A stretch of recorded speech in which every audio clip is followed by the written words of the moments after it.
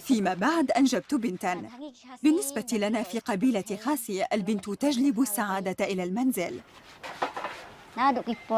لطالما كانت النساء هن من يديرن دخل الأسرة.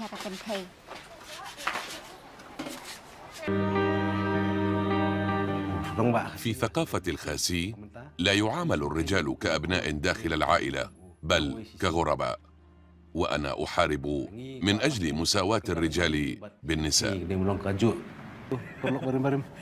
كم طفلا لديك الآن؟ 3؟ 3 فقط. ما هو اسم عائلتهم؟ نونغ بري نونغ روم. ألم تحاول أن تعطيهم اسمك؟ لا. لما لا تعطيهم اسمك؟ ألست شجاعا بما يكفي؟ لا، لست كذلك. أليس لديك إرث؟ لا، لا شيء. الفتيات فقط؟ أجل، الفتيات فقط. أما أنا فعلي أن أعمل وأكد ما استطعت لإعالة الأسرة والأطفال. علينا أخذ الأطفال في الاعتبار، خاصة الصبيان، لأنهم هم الذين يتعين عليهم إعالة الأسر. الفتيات لا يستطيعن ذلك، لكن الصبيان ملزمون بذلك.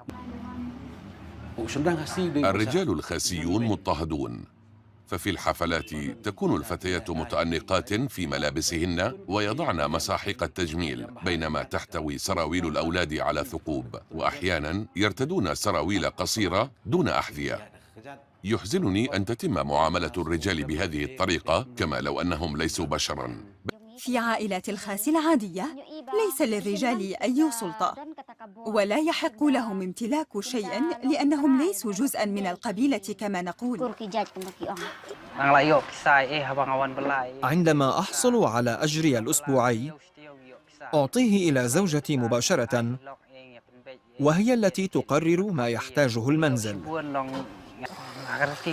في تقاليدنا وثقافتنا لا يتم التقليل من شأن المرأة، هناك مساواة بين الرجل والمرأة.